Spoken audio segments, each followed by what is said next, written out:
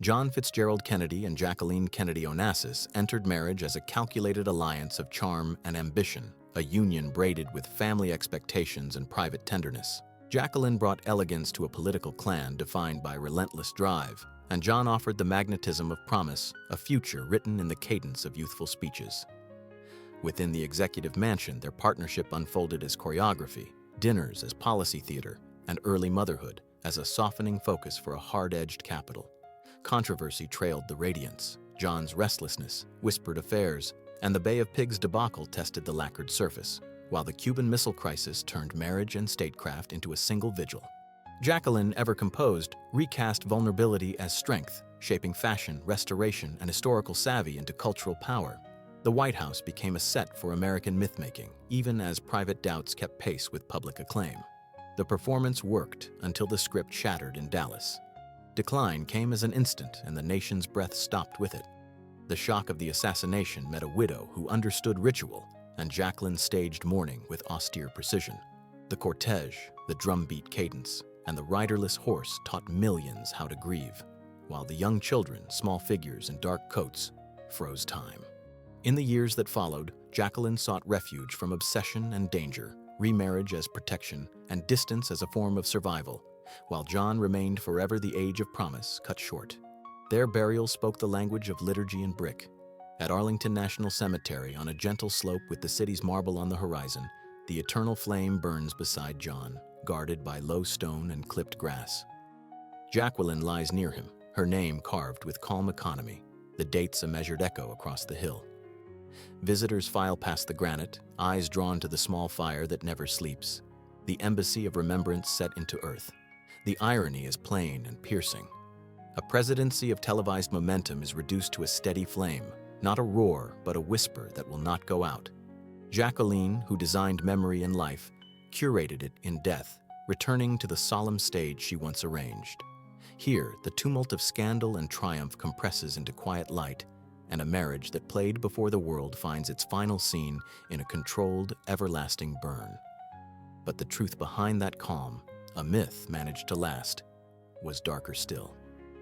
Ronald Wilson Reagan and Nancy Davis Reagan built a marriage in the studio's glow, a partnership disciplined by schedules, cue marks, and a shared instinct for framing a scene. Nancy guarded access with ferocious devotion, reading rooms and reading people, while Ronald refined the tone that charmed audiences, first on screen and then on the stump. Their household ran like a production, with scripts replaced by index cards and affection expressed as belief in the other's best take. Fame invited scrutiny. Hollywood gossip followed them into Sacramento and then Washington, where genial confidence met harder weather.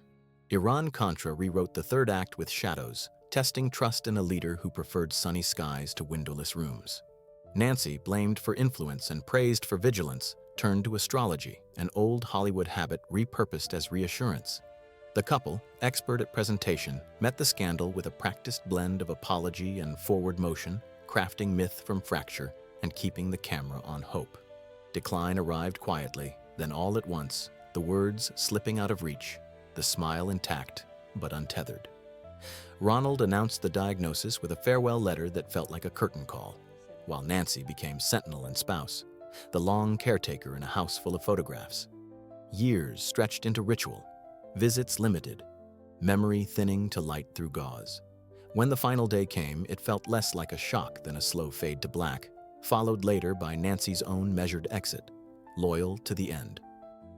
Their resting place crowns a hillside at the Ronald Reagan Presidential Library in Simi Valley, where the air runs clear and the horizon performs as promised. The tomb wall bears a confident inscription, the platform below set for ceremonies that borrow the valley's sun. Nancy lies beside Ronald, understated bronze letters catching late afternoon light as visitors linger by terraces that overlook a sweep of California. It is a place designed for departures and sunsets, a set without cameras, yet always staged. The irony is elegant and deliberate. A life edited for optimism resolves into a view that never argues, a final scene fixed at golden hour. Nancy's vigilance, sometimes resented, now reads as devotion edged into granite, curation turned to stone. Here, the controversies shrink beneath distance and sky, and the man who loved light keeps it forever, an ending composed as carefully as any opening line. But what came next? the afterlife of a polished myth, still divides the audience. George Herbert Walker Bush and Barbara Pierce Bush fashioned a companionship of steadiness, a courtship begun in wartime letters and carried through distant postings and political storms. Barbara anchored a household that moved like a campaign caravan, smoothing the edges of ambition with humor and a steel that did not need announcement. George, trained as a naval aviator and tempered by loss, returned again and again to service, measuring success not by applause but by the next responsibility accepted. Politics tested their resilience. The late 20th century brought sharp elbows, televised combat, and a new grammar of attack. George navigated diplomacy with a careful hand, stitching coalitions overseas while accepting the bruises that domestic battles leave behind. Barbara, plain-spoken and disarming, became a cultural presence in her own right, arguing for literacy and civility with a matriarch's calm. The couple projected decency in an era that rewarded spectacle, a posture that seemed old-fashioned and therefore newly radical. Age, always patient, gathered its due.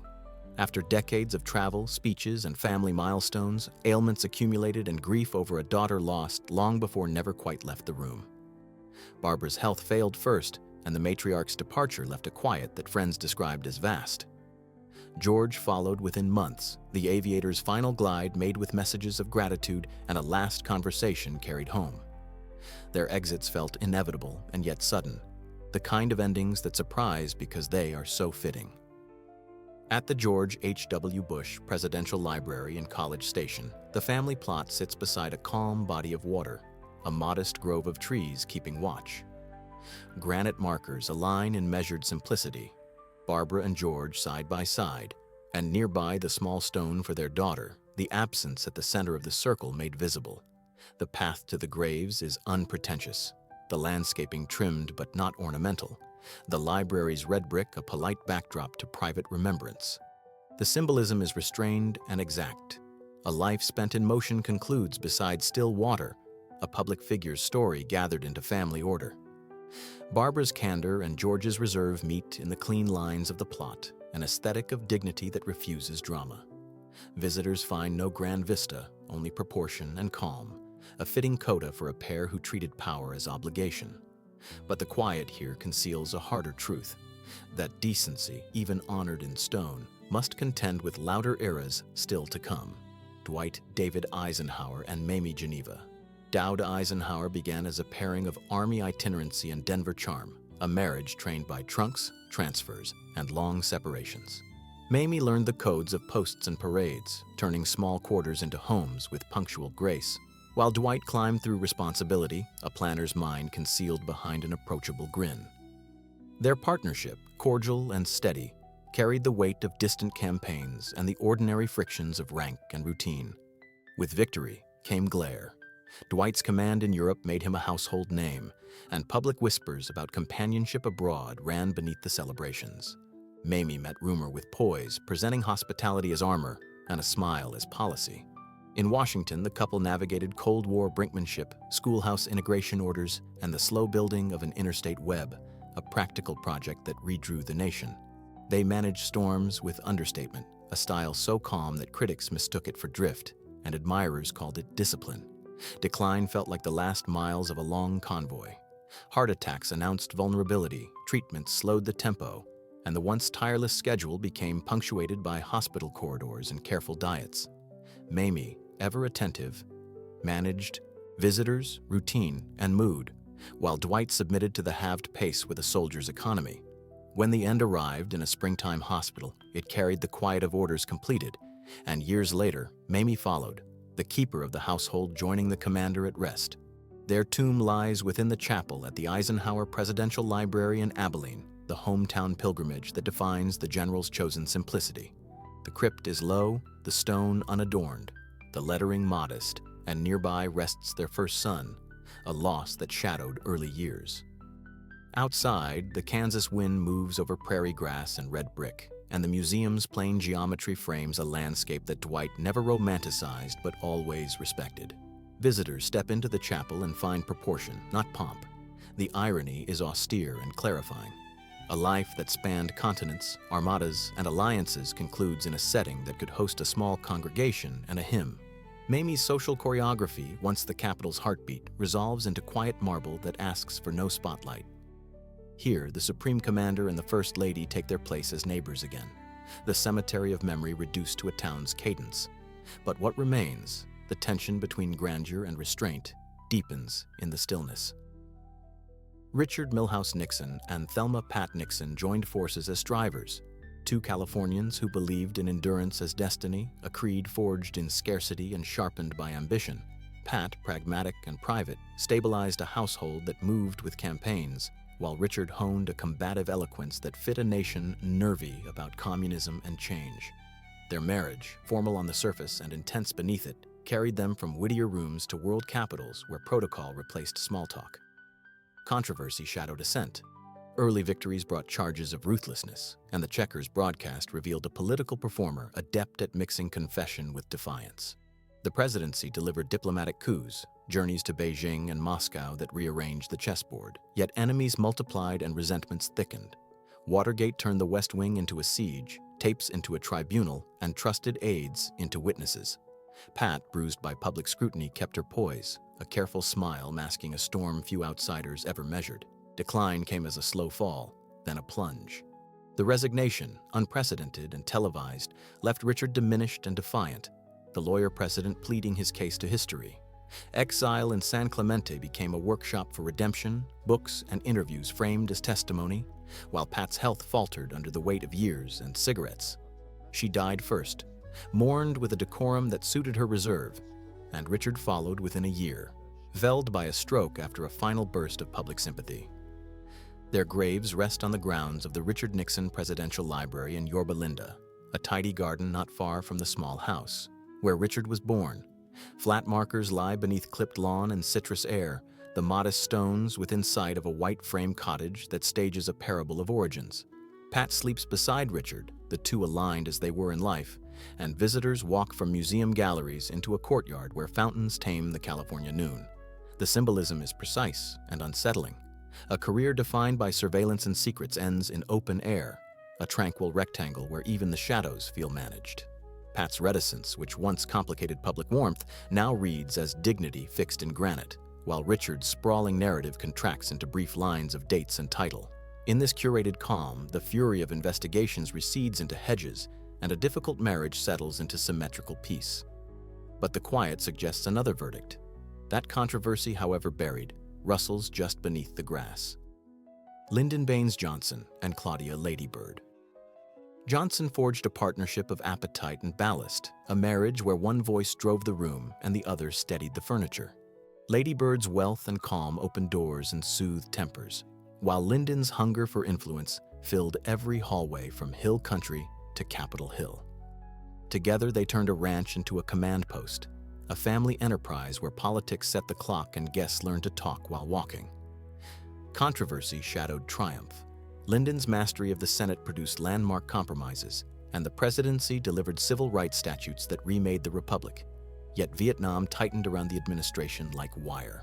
Protests roared outside the gates and trust drained away with each casualty report. Ladybird crafted a counter-narrative of beauty and stewardship, a campaign for highways, parks, and urban wildflowers that framed care as policy. The couple, unequal in volume, shared a conviction that government could still build. Decline began as exhaustion and ended as surrender to the body that power could not command. After leaving Washington, Lyndon retreated to the LBJ Ranch, pacing by the Pedernales River, chain-smoking, and watching the news as if it still required action. Heart trouble, the old warning, delivered its final notice one winter day, and the larger-than-life figure fell silent among live oaks. Years later, Lady Bird, long the faithful conservator, followed, her eyesight dim, yet her influence undimmed across the Texas roads that bloom each spring. Their graves lie in the Johnson family cemetery at the ranch near Stonewall, a clearing guarded by oaks and a low stone wall that keeps the world at a respectful distance. Simple headstones mark Lyndon and Ladybird, aligned among kin, the markers cool under high sun and cicada song. The river murmurs beyond, and the family home stands within walking distance, its white porch a reminder that politics once pulsed through this quiet acreage. Visitors move softly, as if entering a parlor that never quite closed. The symbolism is unmistakable and unsettling. A presidency defined by scale, legislation stacked like hay bales, resolves into a small plot of earth in view of a modest river. Lady Bird's gentle campaign, mocked by some as cosmetic, outlives the arguments and swaths of seasonal color that lace the highways she championed. Here, ambition returns to pasture, and scandal thins into wind, and a marriage forged in heat cools to stone and shade. But the truth beneath the wildflowers, the burden of war carried into the soil, is darker still. Harry S. Truman and Elizabeth Bess Truman grew up across the street in Independence, a courtship rooted in porch steps, church suppers, and a shy veteran's devotion to a steady friend. Bess carried a flinty reserve that matched Harry's plain speech, a partnership built on thrift, shared duty, and stubborn loyalty. When public life finally found them, the marriage did not change its temperature, it simply expanded its audience. A home rule extended to a vast and impatient republic. The storms were national in scale. Called from obscurity to replace a giant, Harry faced the end of a world war, the dawn of atomic warfare, and a cold peace that hardened into doctrine. Politics became a gauntlet of accusations, scandals over cronies and firing a celebrated general with headlines that crackled louder than facts. Bess stayed private, disinclined to perform as a Capitol hostess, and that reticence fed a mystique that the press never cracked. Together, the Trumans endured by refusing to adorn what they could simply answer. Age arrived like an old neighbor who does not need to knock. After a celebrated whistle-stop victory and a weary farewell, Harry returned to Independence, writing at a modest desk and walking town streets without entourage. The years chipped at strength, hospital stays multiplied, and the once brisk step became careful and short. Bess watched the slow fade with a stoic tenderness, then outlasted her husband by a decade, the widow's long season marked by closed curtains and unyielding discretion. Their resting place sits in the courtyard of the Harry S. Truman Library in Independence, an open rectangle of brick and grass where history and neighborhood touch. Flat markers bear their names with unadorned clarity, and nearby the eternal flag and modest fountain keep a gentle rhythm for visitors.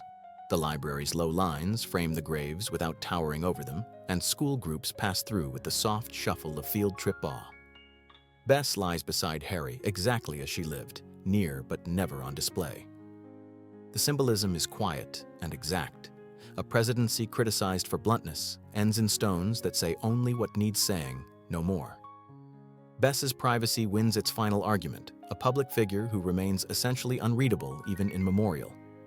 In this courtyard, ceremony gives way to neighborly scale, and the man who said the buck stops here finds a stop that looks like home. But the calm hides a sharper lesson that honesty, carved into plain granite, often outlasts the noise that once surrounded it. Gerald Rudolph Ford and Elizabeth Betty Ford shaped a marriage of steadiness, interrupted by sudden elevation, a Midwestern partnership that prized decency over spectacle. Betty, a dancer turned advocate, balanced warmth with candor, while Gerald, a loyal legislator, trained himself to be calm in rough water. Their home life, hectic with children and travel, learned to absorb the demand of duty without losing its table talk or its teasing grace. Scandal arrived by inheritance. The resignation placed Ford in the Oval Office without a ballot, and the pardon that followed detonated public outrage, yet likely saved the Republic months of paralysis. Betty, encountering her own health crisis, chose to speak plainly about addiction and illness, turning personal struggle into a cultural reformation that bore her name. The couple's reputation for good faith slowly recovered, their sincerity becoming the proof that controversy had not bent their core. Decline came with the ordinary erosion of age, ailments that required careful pacing and long recoveries. Gerald moved more slowly, still shaking hands, still answering questions with disciplined calm, while Betty's advocacy continued through seasons of treatment and hope. When he died in winter, the farewells traced a route through places that raised him, and months later Betty followed, mourned as a truth-teller who made confessions into public service. Their exits felt paired, like a final bipartisan vote, measured and humane. Their graves lie on the hillside of the Gerald R. Ford Presidential Museum in Grand Rapids, close to the river that threads the city's history. Granite markers face the water, the slope trimmed and courteous, with flags that lift in the west wind and steps that invite quiet ascent. Betty rests beside Gerald, their names etched with unshowy precision, while visitors look out over bridges and trees that map a life between Capitol corridors and local streets. The site frames memory with civic scale, not marble excess. The symbolism is frank and forgiving. A presidency launched by crisis concludes above a river that keeps moving, patient and practical, like the man himself. Betty's brave candor settles into stone without losing its edge, a reminder that private battles can recalibrate a culture. Here, the noise of partisan politics dissolves into water sound and leaf light, and a marriage that insisted on ordinary virtues finds a public garden suited to modest heroes. But the question the hillside poses about mercy in hard times still stirs the current below. Martin Luther King Jr. and Coretta Scott King built a marriage braided from ministry and music, a union of sermon and song that began with shared study and sharpened purpose. Coretta, trained for a concert stage, tuned her voice to a movement's cadence, while Martin learned to balance the pulpit's gravity with a husband's presence. Their household, often threatened and always watched, became a headquarters where children learned bedtime prayers over the shuffle of organizers' maps. Controversy never trailed far behind devotion. The campaign against segregation made both figures of hope and targets of fury, monitored by federal agents and attacked by men who feared change. Martin's leadership drew criticism from militants and moderates alike, while rumors and personal vulnerabilities fed a private ache that the couple managed within the glare. Coretta answered with discipline and dignity, expanding the cause to peace and poverty, insisting that freedom must be indivisible. The movement's arc bent forward, even as the blows kept landing. Decline came as a shock staged in public view. In a Memphis evening, a rifle cracked open the air, and the nation's sorrow spilled into streets already smoldering with demand. Coretta stood before cameras days later, steady as a metronome in grief, leading a march that refused to be canceled by death. Years turned into campaigns, museums, and anniversaries as she carried the legacy through illness and fatigue. The widow's long labor, done in daylight. When Coretta's final day arrived, the steward joined the prophet, the duet restored. Their memorial at the King Center in Atlanta places the crypt upon a reflecting pool, white marble set adrift in water that holds the city's sky. Martin rests beside Coretta, their names carved in clean script, while the eternal fountain murmurs around the sarcophagus like a congregation at prayer. Nearby, the Ebenezer Sanctuary anchors the site with brick and stained glass, and visitors cross low bridges to circle the island tomb, feet slowing to match the surface of the pool. The symbolism is luminous and unsparing. A life spent summoning streams of justice lies upon literal water, a promise turned to architecture that insists on vigilance. Coretta's stewardship, often underestimated, is fixed in stone beside the voice that shook capitals, a partnership made permanent in public ritual. Here, the sound of sermons dissolves into ripples, and the movement becomes shrine and school at once, both elegy and assignment. But the truth beneath the calm surface, the unfinished work that the pool mirrors back, is darker still. Johnny Cash and Valerie June Carter. Cash joined lives on the road, a romance tuned by tour buses, borrowed chapels, and the restless tempo of country stages. June, raised in a dynasty of performers, knew the craft's mercies and its traps, teaching Johnny how laughter could steady a bruised heart. Johnny, haunted and magnetic, found in June a partner who could sing with him and argue with him, a marriage of duet and duel that turned private battle into public art. Fame welcomed turbulence. The man in black wore a uniform stitched from penitentiary ballads and outlaw lore, the posture part sermon, part confession. June wrote with sly clarity, teasing out humor from disaster, while studio executives weighed radio propriety against the draw of spectacle. There were arrests, ugly headlines, and substance-related incidents that fed the legend while wounding the people inside it. The pair, fortified by faith, kept returning to the microphone, turning frailty into melody, and selling redemption with scratched vinyl sincerity. Decline arrived like a long coda. Illness narrowed Johnny's world to a chair, a guitar, and Rick Rubin's spare rooms of sound where the late recordings stripped him to grain and breath. June's energy, once a lantern, flickered and failed, and her death opened a hole that no lyric could patch. Johnny stayed in the studio, a widower's vigil marked by hymns and haunted covers, until his body surrendered and the last note landed. The year ended with 2 funerals and a silence that felt like a stage gone dark. Their graves lie in Hendersonville Memory Gardens outside Nashville, a neat sweep of lawn behind hedges that mute the highway. A shared stone bears the carved guitar and the cross, Johnny and June facing the same direction. their names cut into granite that warms under Tennessee sun. Fans bring coins, picks, and folded notes, small offerings placed like prayers between letters. The trees keep a light shade, and the pathways are ordinary, the kind that host more dog walkers than pilgrims on most days. The symbolism is intimate and bracing. Legends of roadhouse fire rest within suburban quiet, the ring reduced to a circle of trimmed grass and patient shrubs. June's humor and Johnny's gravity now balance in a single slab. The banter ended, the harmony fixed. Here, the myth's heat cools to touchable stone, and the voices that shook arenas share a garden where crickets sing back. But the truth beneath the calm carvings, the cost of making art from hurt, was darker still. George Burns and Gracie Allen learned to be a couple before they learned to be famous, practicing patter on sidewalks and in smoky rooms until love and timing became indistinguishable. Gracie's ditzy brilliance, a crafted innocence with razor edges, wrapped itself around George's gravel-voiced straight man, the marriage turning into an act that folded work into courtship.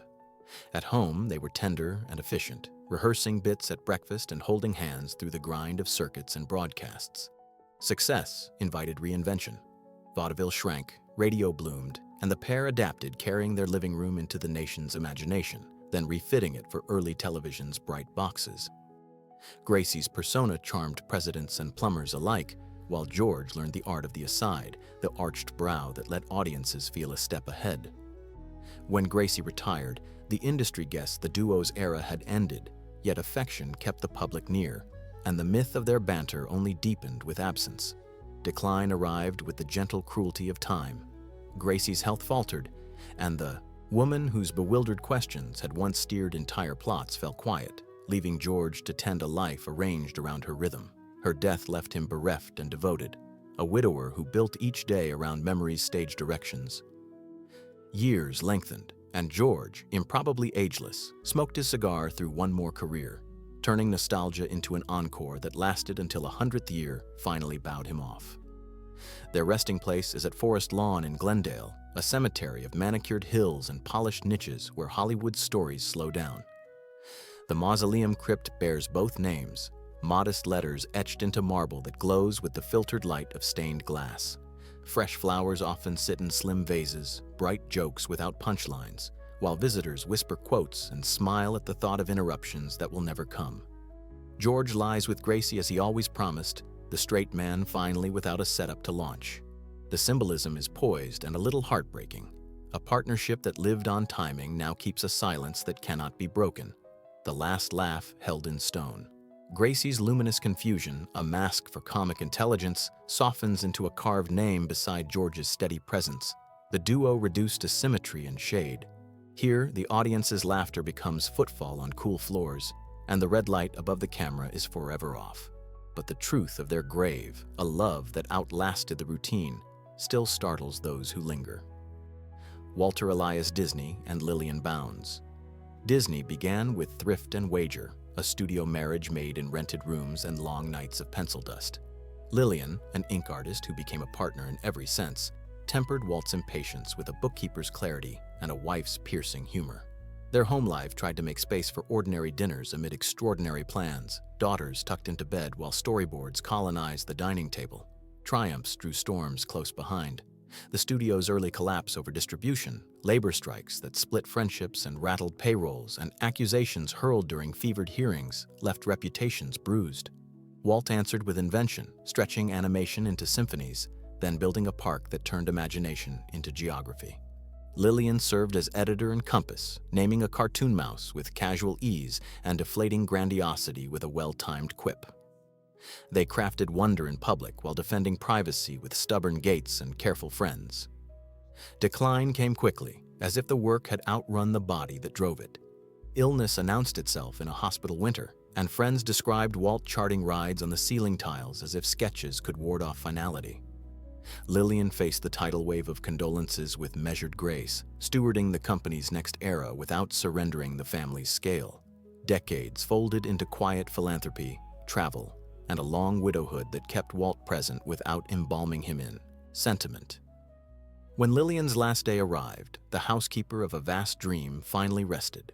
Their graves are in Forest Lawn, Glendale, within the Court of Freedom, a walled garden built for privacy. not pilgrimage.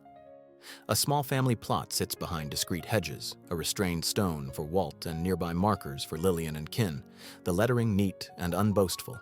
There is no cartoon parade, only tiled walkways, clipped shrubs, and the hush of a hillside that keeps confidences. Visitors who find the spot tend to linger softly, aware that the map offers little guidance to this corner. The symbolism resists spectacle. A man who constructed castles from plaster and story lies behind a hedge that discourages crowds, a magician choosing misdirection even in death.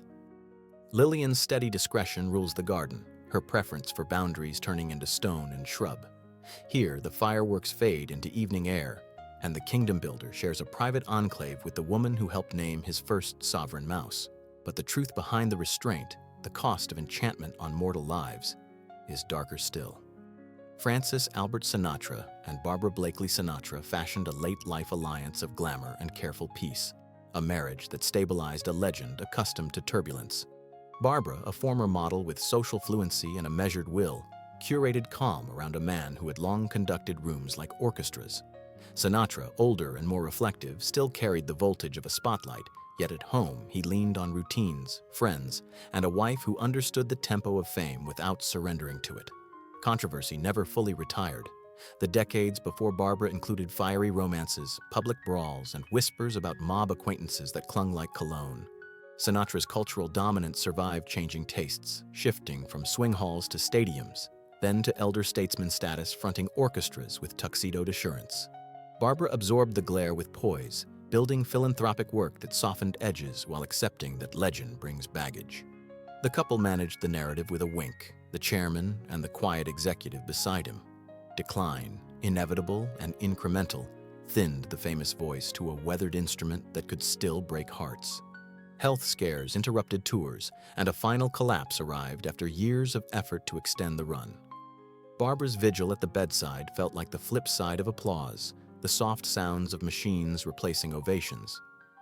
After he passed, grief turned to guardianship, and Barbara spent her remaining years tending both memory and causes that bore their names, until her own last day called her gently offstage. Their resting place is at Desert Memorial Park in Cathedral City, a level expanse under high desert light where palms stand like metronomes. Sinatra's marker carries the wry epitaph many come to see, a short line that tilts toward the barroom and the prayer book at once. Barbara lies beside him, inscriptions aligned with the same crispness Sinatra demanded from an arrangement, the two stones catching shadows cast by clear noon sun. Visitors leave bottle caps, casino chips, and folded notes, tributes to swagger and sentiment in equal measure. The symbolism is dry and direct. The voice that filled grand rooms concludes in a landscape of open sky and stark honesty. No velvet, only heat and horizon. Barbara's quiet discipline, once an unseen architecture, persists in the order of the plot, serenity achieved in clean lines. Here, the last note holds in silence, and the man who did things his way is kept by a garden that refuses melodrama. But what lingers in that sand, the price of charisma measured against the peace beside him, hints at a darker refrain. Robert Francis Kennedy and Ethel Skakel Kennedy built a household that felt like a campaign headquarters and a summer camp at once, a tumbling orchestra of children, cousins, dogs, and visitors. Ethel matched Robert's competitive drive with exuberance, corralling chaos into ritual, while Robert balanced lawyerly precision with a sharpened conscience. Their marriage pulsed with family intensity, debates over dinner, touch football on the lawn, and a shared belief that privilege only mattered as fuel for service. Controversy signed its name early. Robert carried the reputation of a ruthless strategist from the fiercest years of politics, the man who hunted corruption with zeal while drawing enemies who studied his every move. When his brother's assassination upended the country, Robert remade himself in grief, turning toward poverty, war protest, and reconciliation with a humility that startled skeptics.